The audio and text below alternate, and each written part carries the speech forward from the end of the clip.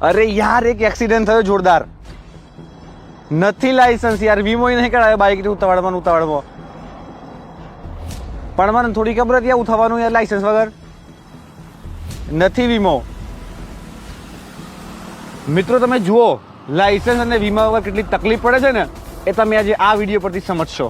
તમારી ગાડી અકસ્માત થાય છે અને જો તમારી પાસે ગાડીનો વીમો નથી, તમારી પાસે લાયસન્સ નથી, તો જેનો અકસ્માત થયો છે એને તમારે ક્લેમ આપવો જ પડશે.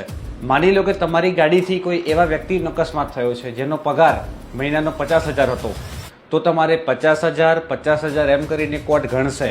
અને માની લો કે અંદાજે એ વ્યક્તિ 65 વર્ષ જીવે છે, તો અત્યારે એની ઉંમર 25 વર્ષ છે, તો 25 વર્ષથી 65 વર્ષ સુધી વ્યક્તિ કેટલું કમાય છે એ તમારે એ પૈસા આપવાના. બીજા નંબરમાં એનો ઇન્ટરેસ્ટ એટલે એનું વ્યાજ કેટલું છે એ આપવાનું, અને એના સિવાય પણ વધારાનો ખર્ચો એ પણ તમારે આપવાનો રહેશે. આનું કારણ માત્ર શું કે તમારી ગાડીને વીમો નથી.